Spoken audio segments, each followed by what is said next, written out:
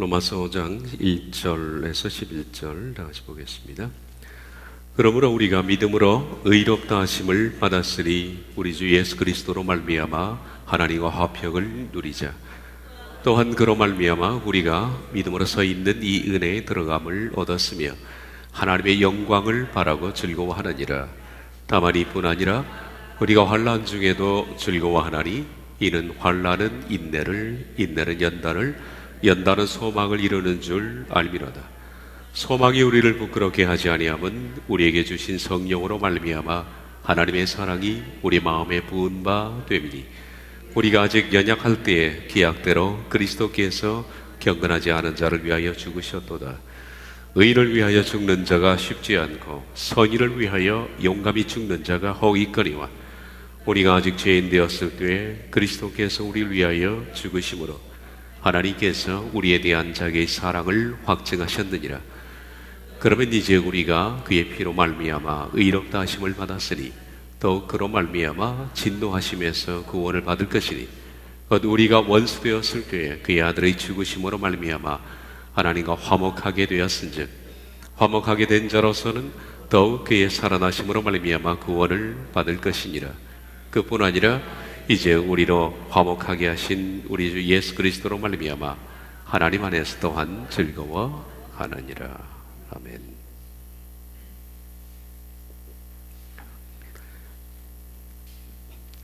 로마서를 강의한 지가 30번이 넘었기 때문에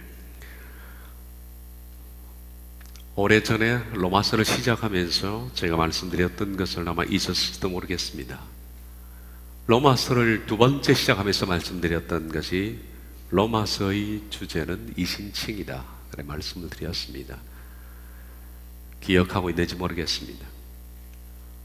로마서 전장에 흐르는 주어는 이신칭입니다. 우리가 아주 한 9주 내지 10주 동안에 집중적으로 봤던 말씀이 이신칭입니다. 이신칭의는 하나님께서 믿음의 조상 아브라함을 통해서 보여주신 구원의 계획서입니다. 이신칭의라는 단어만큼 중요한 것이 없습니다. 이신칭의는 구원을 설명하는 것이며 구원이 무엇인가를 아주 상세하게 해부한 놀라운 구원 계획서입니다. 그리고 구원 계획서인 이신칭의는 아브라함의 삶을 통해서 표현이 됐다. 그렇게 말씀을 드렸습니다. 지난 강의 시간에 말씀드린 것처럼 아브라함을 믿음의 조상이라고 부르는 이유는 아브라함 때문에 믿음이 시작되어서 그런 것은 아닙니다. 아브라함 이전에도 믿는 사람이 있었습니다. 걸출한 신앙인이 있었습니다. 에녹도 그랬고 아벨도 그랬고 노아도 그랬습니다.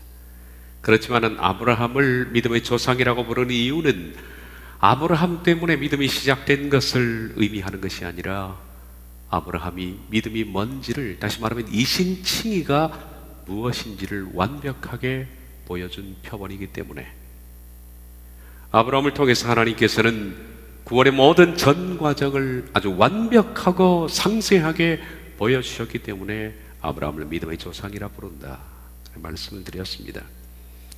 그러므로 로마서를 우리가 대할 때 잊지 말아야 할 것은 뭐냐면 로마서의 밑바닥에는 아브라함의 삶이 흐르고 있다는 겁니다. 로마서와 아브라함은 분리될 수가 없는 겁니다. 종종 로마서를 아브라함을 제껴놓고 보는 사람이 많습니다만은 아브라함을 통해서 로마서를 이해해야 합니다. 로마서는 아브라함에게서 시작하고 그리고 아브라함의 삶으로 마치는 겁니다. 그동안 해봤던 말씀입니다만은 아브라함이 의로 여기심을 받은 창세기 15장으로부터 시작해서 그가 칭의를 받았던 창세기 22장, 그가 의롭다 하심을 받았던 22장 이후에 그는 죽지 않았습니다. 그는 약 40년 이상을 삽니다. 그는 창세기 25장에서 죽습니다. 아브라함의 삶을 이렇게 나눌 수가 있죠. 의로 여기심을 받았던 창세기 15장,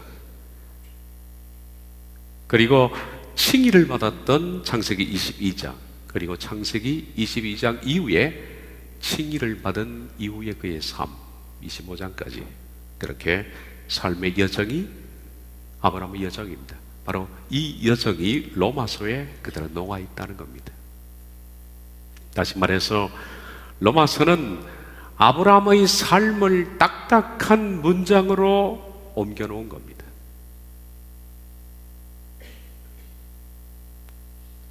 아브라함의 전 삶을 창세기 15장부터 시작해서, 물론 아브라함이 12장부터 그가 부름을 받습니다만은 15장부터 시작해서 25장까지 그의 전 삶을 딱딱한 글로서 논리화해서 옮겨 놓은 것이 로마서입니다. 로마서를 읽으면서 이 점을 놓치면 안 됩니다. 아브라함의 삶의 주체가 이신칭이고, 그리고 로마서의 주어가 이신칭입니다. 다시 읽는 로마서를 강의하면서 강의 초반에 이미 말씀드렸습니다. 로마서의 전체의 주어는 이신칭이다. 두 번째 강의하면서 말씀드렸던 건데, 그 부분을 재차 상기해 보는 것이 이 시간에는 좋을 듯 합니다. 잠깐 상기를 해보겠습니다. 그러면서 그때 했던 말을 다시 떠올려 보면 왜 그때 그런 말을 했던지 이해가 다시 새로워질 것으로 생각됩니다. 다시 읽는 로마서 두 번째 시간에 로마서 훑어보기라는 시간의 부분입니다. 주제는 이신득입니다. 이신득이나 이신칭이나 같은 말입니다. 로마서의 주제는 이신득이, 이신칭입니다. 그리고 주제 성구는 로마서 1장 17절입니다. 복음에는 하나님의 의가 나타나서 믿음으로 믿음에 이르게 하나니 기록된 바 오직 의는 믿음으로 말미암아 이신입니다. 믿음으로 말미암아 이신, 그가 의롭다 함을 받는다. 살리라 함과 같으니라. 로마서 1장 7절에는 17절에는 로마서의 전체의 주제 이신득이, 이신칭의가 나와 있고, 그리고 이신칭의가 무엇인지 하는 것을 설명하는데, 이신칭의는 믿음으로 믿음에 이르는 겁니다. 이신칭의 전 과정은 믿음에서 믿음으로 이르는 것이다. 이것이 구원의 핵심입니다. 그런데 믿음으로 말미암아 구원을 받는 것은 모든 사람들이 똑같이 인정하는 바입니다. 다 모르면 그렇게 말합니다. 무엇으로 구원받습니까? 믿음으로 받습니다. 그러니까 누구나 다 묻는 사람에게 그렇게 답을 할 겁니다. 그런데 믿음이 뭡니까? 저는 이것을 물어보고 싶습니다. 저희 집 근처에도 교회에서 많이 전도를 다니고 있는데, 저도 지나갈 때마다 제게 전도를 줍니다. 전도지를 주는 분에게 꼭 묻고 싶은 것이 있는데 아직 묻지를 못했습니다. 믿음이 뭡니까? 예수님 믿고 구원 받으십시오 그러잖아요. 믿음이 뭡니까? 그걸 묻고 싶습니다. 믿음이 뭐냐라고 물으면 그때부터는 모든 해답들은 천차만별입니다. 구원에 이르는 믿음은 어떤 것을 말할까요? 믿음이란 무엇인가에 대한 정의는 아마 장로교 교리를 따르는 대부분의 사람들은 이렇게 생각하고 있을 것 같습니다. 장로교 교리적 대답은 믿음이라는 것은 내가 십자가의 은혜를 깨닫고 그것을 믿고 고백하는 것이다. 그것이 믿음이다. 이렇게 정의를 합니다. 이게 장로교 교리적 대답입니다. 그러므로 장로교 교리에서는 깨닫고 고백하면 구원을 받았다 그렇게 말합니다. 그래서 3분 만에 구원도 받을 수 있습니다. 사형리가 그렇고 3분짜리 구원이 그렇습니다. 당신이 어떤 삶을 살았던 간에 이 시간에 십자가에서 사제의 은총인 예수 그리스도의 복음을 받아들이고 입으로 고백하기만 하면 당신은 이 자리에서 구원을 받을 수 있다라고 말합니다. 그리고 장로교 교리에서는 그렇게 말합니다. 성화, 거룩하게 되는 것은 구원을 받는 것에 대한 조건은 아니다. 이미 받은 것에 대한 하나님의 거룩한 소원이다. 그렇게 됐으면 좋겠다. 거룩하게 됐으면 좋겠다는 거죠. 그래서 하나님께서 우리에 대한 요구사항일 뿐이지 구원의 조건은 아니다.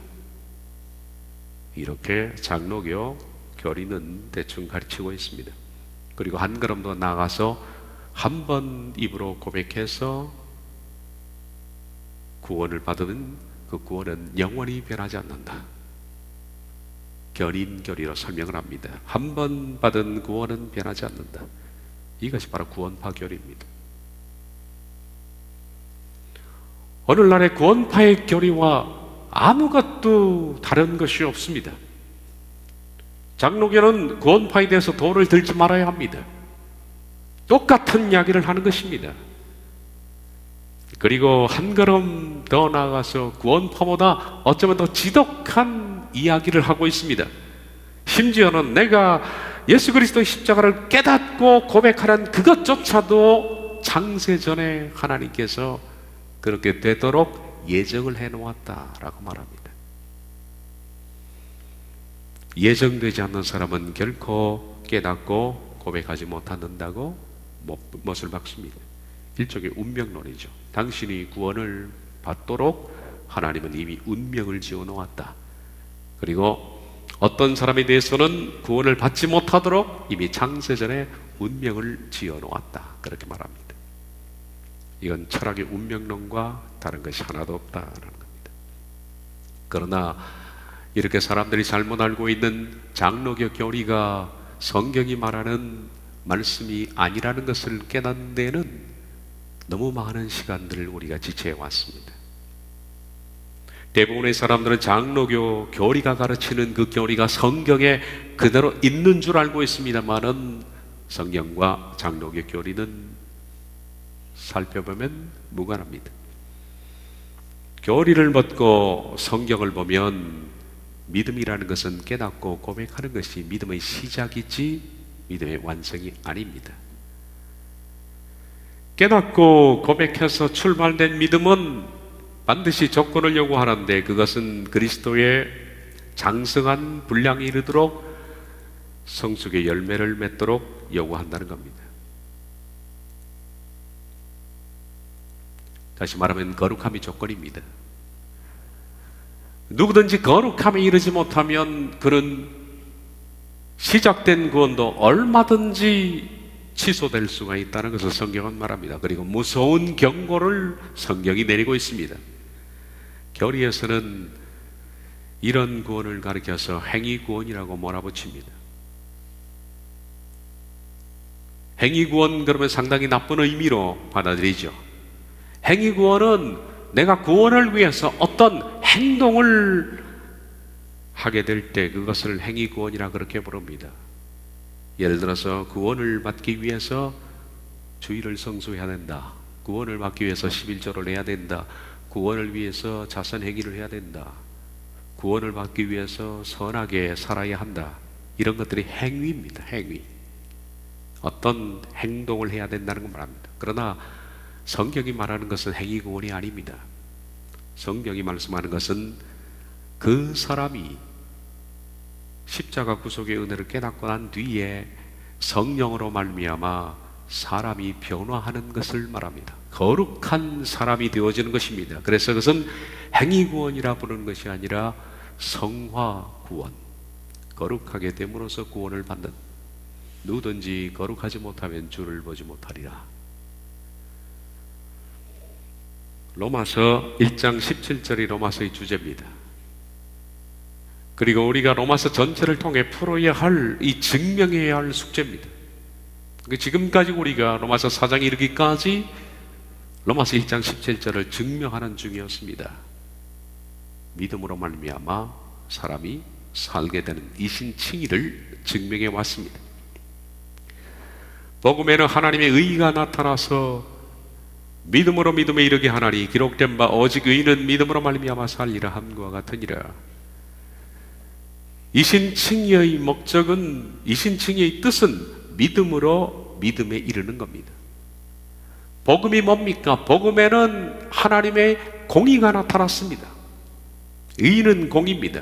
모든 만인을 똑같이 다루는 하나님의 공의, 어떤 사람도 예외 없이, 유태인도 이방인도 어떤 사람도 차별 없이 똑같이 공정하게 하나님께서 요구하시는 의가 복음에 나타났습니다.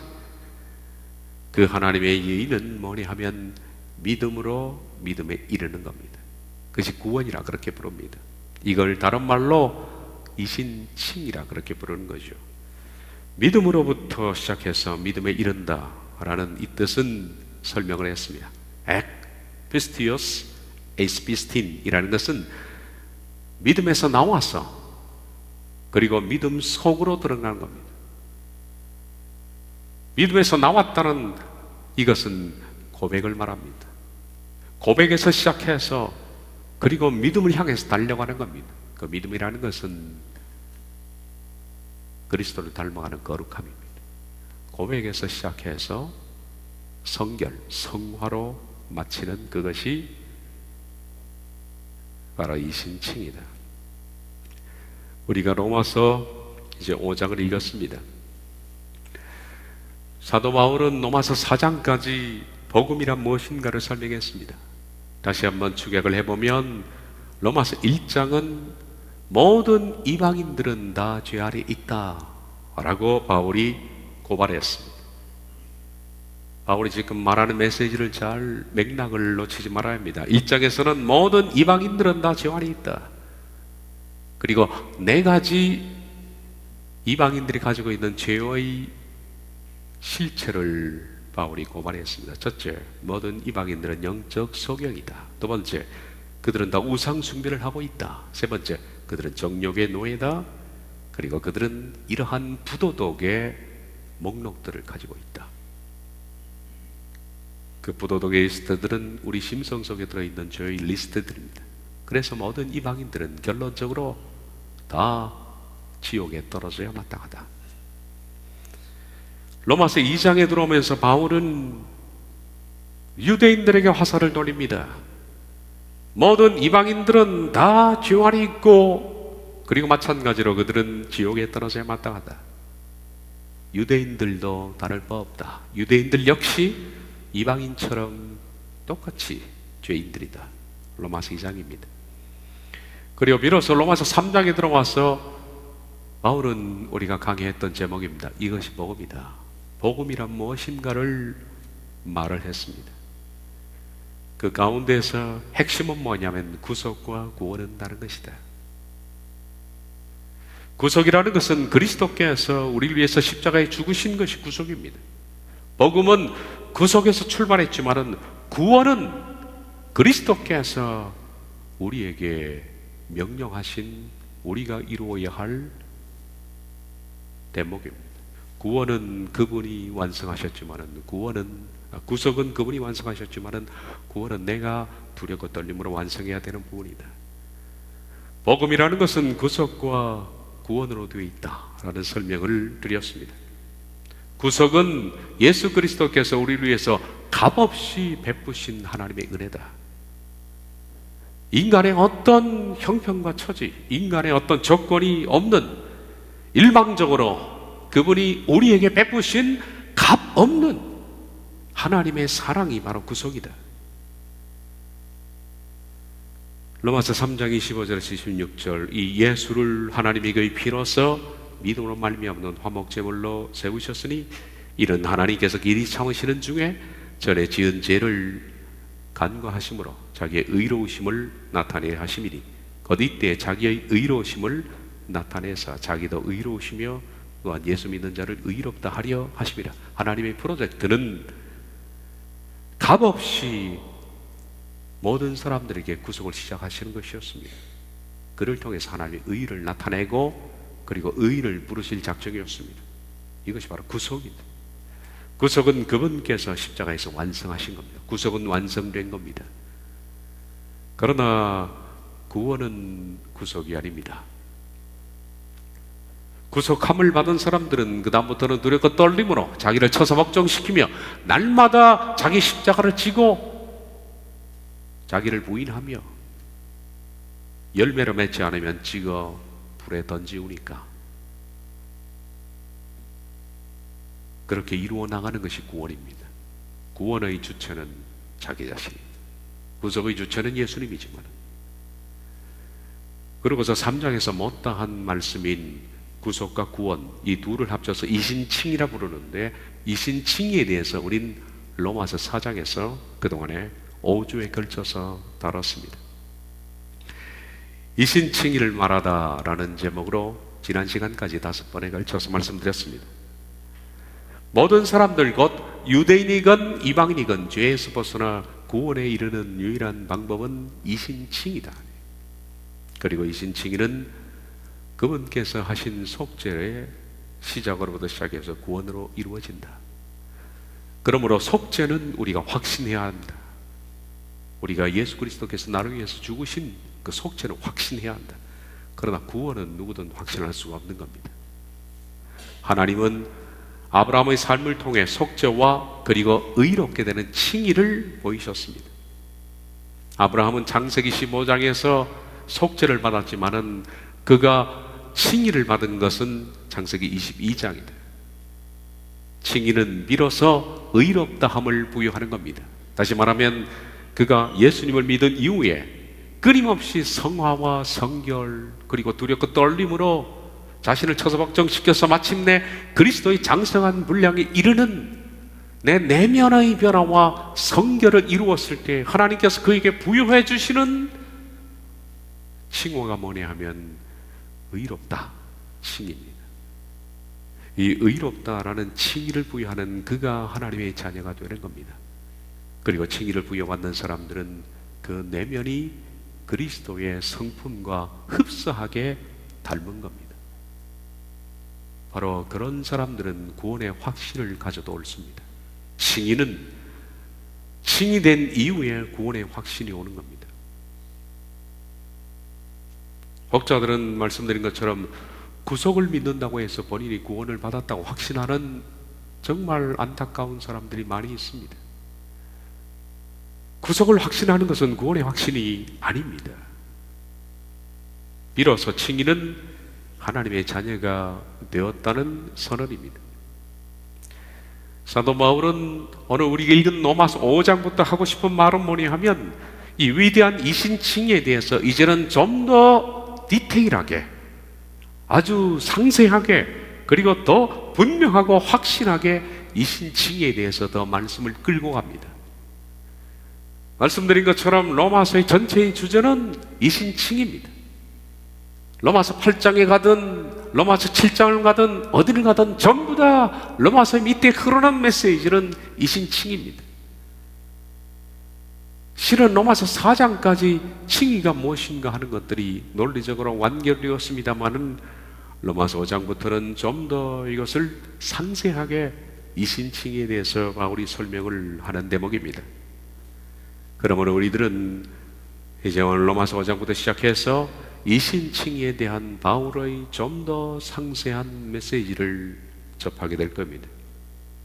먼저 로마서 5장 1절은 이렇게 시작했습니다. 우리가 읽은 말씀입니다. 그러므로 라고 시작하죠. 그러므로라는 것은 4장 내용과 5장 내용은 서로 연결되어 있는 겁니다. 별개가 아닙니다. 그러므로라는 말을 우리가 언제 씁니까? 이 접속사는 앞에 있는 내용을 근거로 해서 뒤에 내용을 설명할 때 쓰여지는 접속사가 그러므로입니다. 예를 들어 볼까요? 마태복음 24장 40절에 42절 그때 두 사람이 밭에 있으며 한 사람은 데려가고 한 사람은 버려둠을 당할 것이요 두 여자가 맷돌질을 하고 있으며 한 사람은 데려가고 한 사람은 버려둠을 당할 것이라. 그러므로 깨어있으라. 이 그러므로라는 접속사는 앞에 이런 사건이 있으니까 그러므로 네가 어떻게 할 것이냐 하는 메시지를 이어주는 겁니다. 물론 이 그러므로가 앞에 있는 내용을 어떻게 할 것인가 하는 것만 연결해주는 접속사만은 아닙니다. 수많은 내용들을 연결해줍니다. 어떤 땐 이러므로 이런 내용이 있으므로 그러므로 너는 안심하라, 너는 확신하라, 너는 깨어있으라, 너는 바로 살아야 되지 않겠느냐라는 수많은 내용들로 연결되는 접속사입니다. 그러므로 뒤에 나오는 내용들이 어떤 내용인지를 파악하면 앞에 내용과 자연스럽게 연결된다는 겁니다. 다시 말하면 로마서 5장은 지금까지 말했던 로마서 4장 내용과 결코 유리된 외딴섬이 아닙니다. 연결되어 있는 내용이라는 것을 이해해야만 로마서 5장이 들어오기 시작할 겁니다. 로마서 5장 1절에 11절까지 읽었는데 이것은 로마서 4장을 근거로 해서 그러므로 결론적으로 주어진 말씀입니다. 로마서 4장까지의 내용 가운데서 로마서 맨 마지막 4장의 23절부터 25절 그 내용을 먼저 다시 한번 확인한 다음 그러므로 5장이 넘어가는데요, 4장 23절부터 25절을 다시 보겠습니다. 그에게 의로 여겨졌다 기록된 것은 아브라함만 위한 것이 아니요 의로 여기심을 받을 우리도 위함이니 예수 우리 주를 죽은 자 가운데서 살리신 이를 믿는 자니라. 예수는 우리가 범죄한 것 때문에 내줌이 되고 또한 우리를 의롭다 하시기 위하여 살아나셨느니라. 그러므로 이렇게 나갑니다. 이 부분을 직역으로 보면 좀 더 이해하기 쉬울 겁니다. 그런데 아브라함에게 여기셨다는 것은, 의로 여기셨다는 것은 단지 아브라함 때문만에 기록된 말씀은 아니다. 아브라함의 칭의의 의로 여기심부터 해서 칭의의 모든 과정은 그 사람만을 위해서 기록된 스토리가 아니라는 겁니다. 이는 죽은 자들 가운데서 일으키심을 받는 우리의 주 예수님을 믿는 자들, 곧 여기심을 받으려는 자들 때문이다. 우리 때문에 아브라함의 삶이 기록됐다는 겁니다. 그분은 우리 범죄 때문에 넘겨주셨으며 우리 칭의를 위해 일으켜지셨다. 그러므로 이렇게 5장이 시작하죠. 아브라함이 의로 여기심으로부터 시작하여 마침내 칭의를 받은 역사적인 사건은 이신칭의의 표본으로 그 사람만을 위해서 쓴 것이 아니라 이 성경은 우리가 어떻게 하면 구원을 받는지 이신칭의를 아브라함의 표본으로 해서 설명된 기록된 말씀이라는 뜻입니다. 이제 이신칭의의 표본인 아브라함의 이신칭의의 삶을 근거로 해서 이신칭의를 받은 사람들은 다음과 같은 수준의 삶을 살게 될 것이다 라는 내용이 이어집니다. 그러므로 제가 오늘 본문의 제목을 뭘로 정했느냐면 이신칭의 그 이유입니다. 다시 말하면 칭의를 받은 사람들은 어떤 상태가 되느냐 하는 아주 귀중한 메시지를 주는 겁니다. 칭의를 받은 사람은 어떤 사람이 될까요? 칭의를 받은 사람은 의롭다 하심을 받은 사람이고 하나님의 자녀가 된 사람들입니다. 그 사람이야말로 구원의 확신을 가져도 되는 사람입니다. 그의 내면은 다 변화했으니까, 신의 성품으로 온전히 바뀌었으니까 그는 이 땅에 사는 천국 백성입니다. 로마서 5장 1절에 11절은 칭의를 받은 후에 삶은 어떤 삶인가 하는 것을 말해주는 아주 귀중한 그리고 신비스러운 메시지입니다. 그 상태를 다시 보겠습니다. 우리 읽었던 본문인데요, 1절부터 11절입니다. 그러므로 우리가 믿음으로 의롭다 하심을 받았으니 칭의를 받은 사람들에 해당하는 겁니다. 우리 주 예수 그리스도로 말미암아 하나님과 화평을 누리자. 칭의를 받은 사람은 화평을 누립니다. 또한 그로 말미암아 우리가 믿음으로 서 있는 이 은혜에 들어감을 얻었으며 믿음으로 서 있는 은혜에 들어감을 얻는다. 세 번째, 하나님의 영광을 바라고 즐거워한다. 다만 이뿐 아니라 우리가 환난 중에도 즐거워하나니 그는 환난 중에도 즐거워한다. 이런 환난은 인내는 연단은 소망을 이룬 줄 알미로다. 소망이 우리를 부끄럽게 하지 아니하면 우리에게 주신 성령으로 말미암아 하나님의 사랑이 우리 마음에 부은 바 되오니. 네 번째, 하나님의 사랑이 우리 마음에 부은 바 되었다. 그리고 말씀이 이어집니다. 칭의를 받은 사람들의 특징은 다음과 같은 삶으로 들어갑니다. 첫째, 하나님과 화평을 누리게 됩니다. 그리고 두 번째, 믿음으로 서 있는 이 은혜에 들어감을 얻었으며, 이건 좀 설명이 필요합니다. 이 부분, 이 5가지에 대해서는 제가 다음 시간에 설명할 겁니다.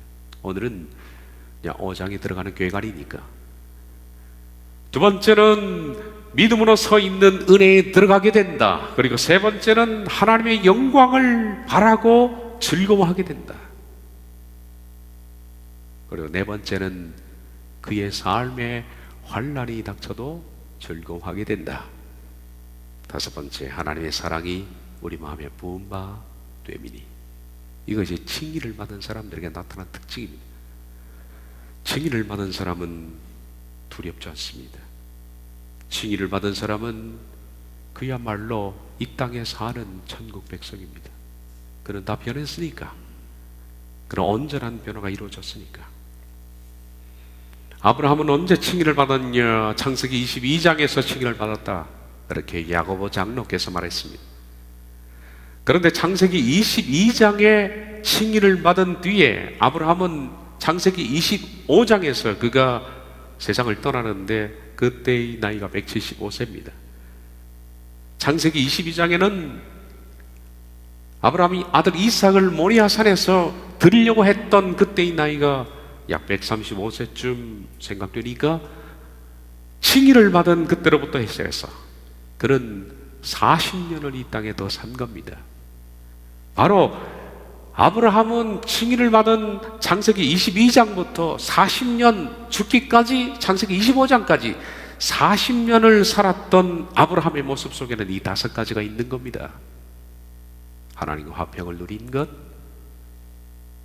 믿음으로 서 있는 이 은혜의 들어감을 얻은 것, 하나님의 영광을 바라고 즐거워했고 환난 중에도 즐거워했고 하나님의 사랑이 아브라함의 마음속에 부은 바 된 삶. 이게 칭의 이후에 오는 칭의 받은 사람들에게 부여되는 삶이다. 로마서 5장에서 왜 이걸 기록했을까? 그것은 바울이 우리가 이런 삶을 이 땅에서 이루어내고 성취해내라는 목표를 제시해 주는 것이라 그렇게 생각됩니다. 바로 그 시간 동안에 이 40년 동안에 아브라함은 이 땅에서 칭의받은 사람의 수준, 그 상태의 삶을 살았던 것으로 생각됩니다.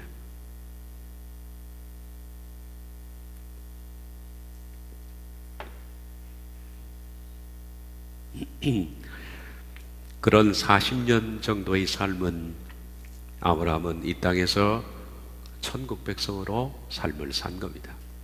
어쩌면 우리들은 이 땅에서 이런 삶을 몇 년을 살든 간에 반드시 우리가 목숨 떨어지기 전에 이런 삶을 성취해내야 됩니다. 구원이라는 것을 내가 보고 죽어야 된다는 거죠. 죽고 나서 구원을 확신하는 문제는 아닙니다. 칭의는 살아있는 동안에 확인되는 겁니다.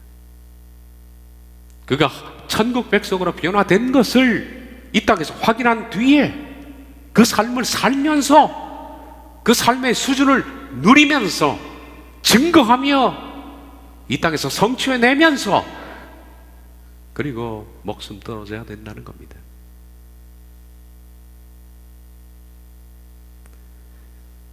칭의라는 것은 칭의를 받은 사람은 세상이 달라집니다. 예전에 살았던 세상과 칭의를 받았던 삶의 세상은 그대로이지만 정확히 말하면 사람이 바뀌었겠죠. 세상은 그대로인데 자신이 바뀐 겁니다.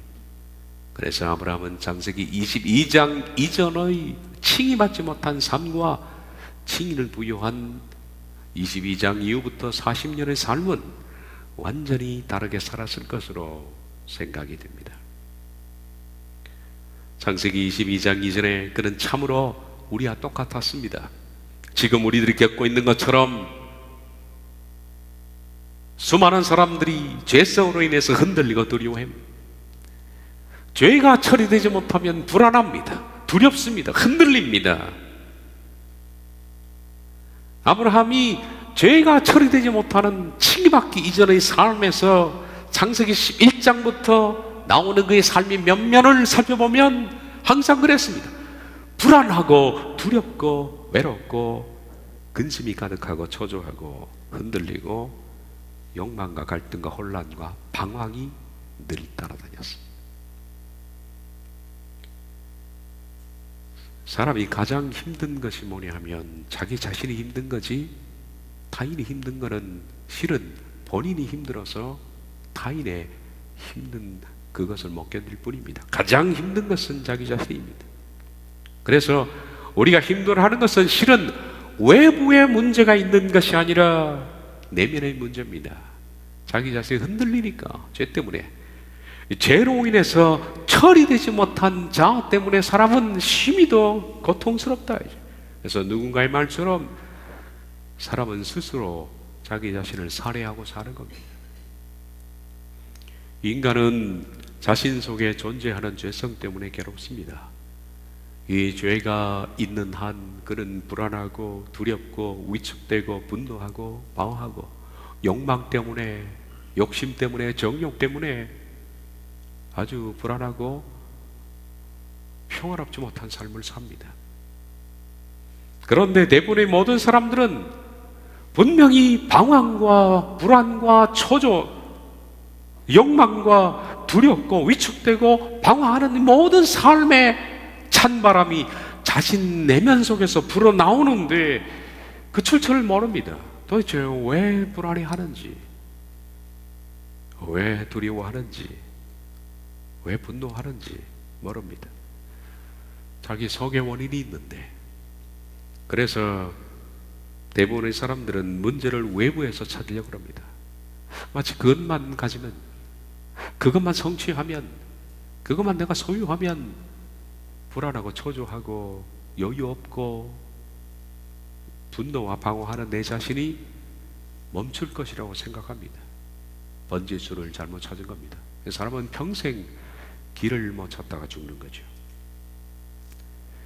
그래서 사람들은 지식도 쌓고, 우리가 전도서의 말씀이 바로 그거 아닙니까? 지식 쌓고 명성도 얻고 돈도 성취해내고, 그렇게 하다 보면 내 속에 있는 이 불안하고 초조하고 분노하고 염려하는 이 모든 미친 광풍들이 잠시는 잠잠해지는 것 같지만은 그것은 잠시일 뿐입니다. 결국 어디선가 불어나오는 인생의 그 외로운 찬바람을 막을 수가 없다는 사실을 발견합니다. 하기야 이걸 발견하고 죽는 사람이 어디 몇이나 있을까요? 내 속에, 죄성에, 내 자아 때문에 이 찬바람이 불어온다는 사실을 발견하고 죽는 것 자체도 아주 드문 일입니다만, 대부분의 사람들은 발견도 하지 못하고 삶은 죽음으로 끝맺는, 지금도 많은 사람들이 죄로 인해서 불안하고 두렵고 위축되고 분노하고 방황합니다. 아브라함이 그랬습니다. 아브라함은 창세기 22장까지 그렇게 살았습니다. 근데 22장 그가 칭의를 받은 뒤에 그는 완전히 달라졌습니다. 아브라함의 칭의는 그의 내면의 죄성의 찬바람을 멈추게 했습니다.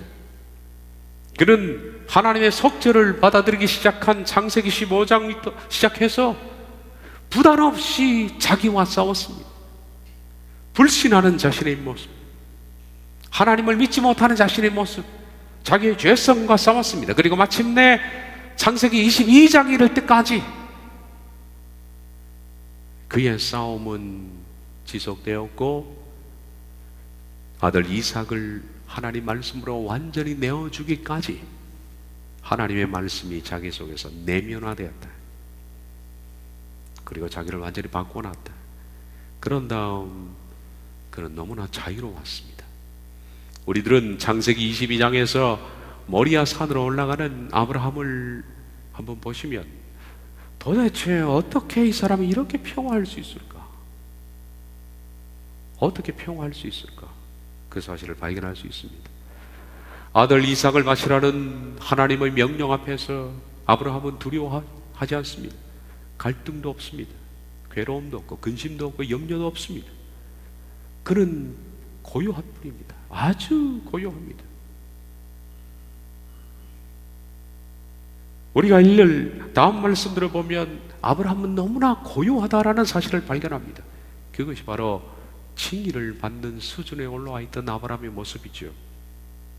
다시 말씀 보겠습니다. 그 일 후에 하나님이 아브라함을 시험하시려고 그를 부르시되 아브라함아 하시니 그가 이르되 내가 여기 있나이다. 여호와께서 이르시되 내 아들 네 사랑하는 독자 이삭을 데리고 모리아 땅으로 가서 내가 네게 일러준 한 산 거기서 그를 번제를 드리라. 끔찍한 번제입니다. 사람의 가죽을 벗기고 사람을 토막내고 내장을 꺼내고 내장을 씻어서 간과 간에 붙은 껍질을 분리해내고 그것을 각을 띈 것을 내장의 일부와 함께 하나님께 태워드리는 것이 번제입니다. 그런데 이 끔찍한 명령 앞에서 아브라함은 너무 고요합니다. 너무 평화롭습니다. 왜? 그는 이미 변했기 때문입니다. 자신의 죄성이 처리된 사람이기 때문이죠.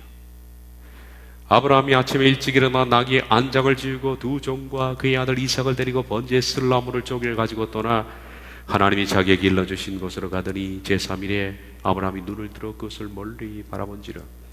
이에 아브라함이 종들에게 이르되 너희는 나귀와 함께 여기서 기다리라. 내가 이와 함께 저기 가서 예배하고 우리가 너희에게로 돌아오리라 하고, 아브라함이 이에 번제나무를 가져다가 그 아들 이삭에게 지우고 자기는 물과 칼을 손에 들고 두 사람이 동행하더니 이삭이 그 아버지 아브라함에게 말하되 이르되 내 아버지 하니 그가 이르되 내 아들아 여기 있노라. 이삭이 이르되 불과 나무는 있거니와 번제할 어린 양은 어디 있나이까. 아브라함이 이르되 내 아들아 번제할 어린 양은 하나님이 자기를 위하여 친히 준비하시리라 하고 두 사람이 함께 나아가서 하나님이 그에게 일러주신 곳에 이른지라. 이에 아브라함이 그곳에 제단을 쌓고 나무를 버려놓고 그의 아들 이삭을 결박하여 제단 나무에 놓고 손을 내밀어 칼을 잡고 그 아들을 잡으려 하니 여호와의 사자가 하늘에서부터 그를 불러 이르시되 아브라함아 아브라함아 하는지라. 아브라함이 이르되 내가 여기 있나이다 하매 사자가 이르되 그 아이에게 내 손을 대지 말라. 그에게 아무 일도 하지 말라. 네가 네 아들 네 독자까지도 내게 아끼지 아니하였으니 내가 이제야 네가 하나님을 경외하는 줄을 아노라.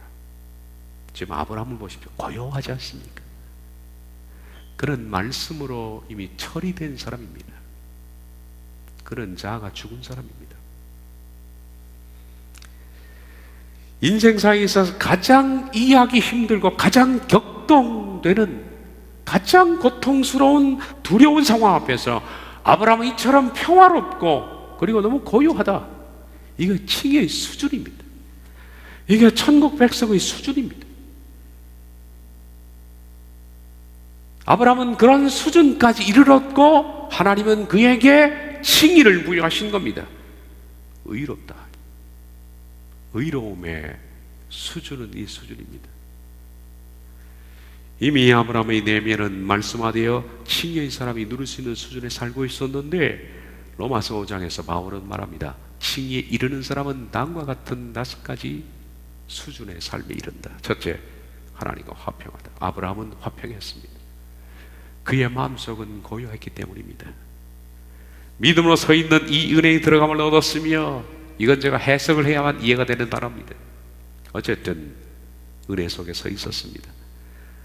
하나님의 영광을 바라고 즐거워했습니다. 아브라함은 그랬습니다. 환난 중에서도 아브라함은 즐거워했습니다. 하나님의 사랑이 아브라함 속에 부음받아요. 그는 터질 것 같은 심장으로 모리아산을 순종해서 올라갑니다. 이것이 바로 칭의의 수준이며 칭의의 삶입니다. 이것이 칭의입니다. 하나님께서 요구하시는 저와 여러분의 칭의의 수준이 이 수준입니다. 지금 우리가 창세기 15장부터 22장 사이에 서 있는 사람들입니다. 그리고 원하기는 우리 삶 속에 창세기 22장 이후에 칭의 이후의 삶을 반드시 자신이 스스로 입증을 해내야 되고 증명을 해내야 됩니다. 그런 삶을 살다가 눈 감아야 된다는 얘기죠. 하나님께서 요구하시는 수준이 이겁니다. 우리가 치열한 영적 전투를 치르면서 내 자아를 죽이는 가장 치열한 접전을 벌이면서 마침내 최종적으로 얻고자 하는 믿음의 수준이 이 상태예요. 내가 나의 모리아산 정상에 올랐을 때의 모습이며 성령의 열매를 소유한 사람들의 수준입니다. 날마다 자기를 부인하며 자기 십자가를 지고 따르는 사람들이 기대하는 마지막 수준의 모습이고, 두렵고 떨림으로 구원을 이루어 나가는 사람들의 최종적인 종착지가 여기며 회개와 거룩함의 삶의 맨 꼭대기고 구원에 이른 모습이다. 그리고 이 모습은 곧 하나님의 나라에 들어갈 수 있는 신비의 모습으로 갖춰진 삶이다. 우리가 오늘도 좁은 길을 걷는 목적은 바로 이 땅에서 이런 수준에 도달하기 위함입니다. 여러분은 어느 수준에 와 있는지를 스스로 저와 함께 점검을 해야 합니다. 내 삶의 모리아산에 오르기까지 그래서 마침내 이 수준에 이르기까지 계속 이 길을 가야 합니다. 그러므로 우리가 믿음으로 의롭다 하심을 얻었으니 하나님과 화평을 누리자. 은혜 속에 서 있기를 원하노라. 하나님의 영광을 바라고 즐거워하느니라. 환난 중에도 즐거워하고 하나님의 사랑이 우리 마음에 부음받음이. 바로 이 5가지 칭의 이후의 삶의 모습들은 다음 주에 제가 강의를 이어서 하도록 하겠습니다. 우리가 이걸 목표로 해서 오늘도 달려가는 겁니다. 이 삶이 내 속에 증명될 때까지 두려고 떨림으로 구원을 이루어 가기를 바랍니다. 기도하겠습니다.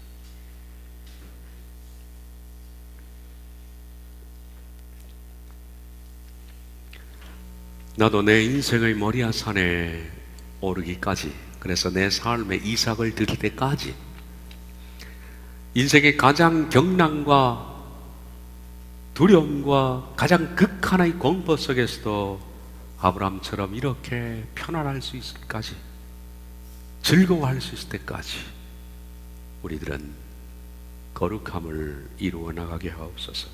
예수님의 이름으로 기도하옵나이다.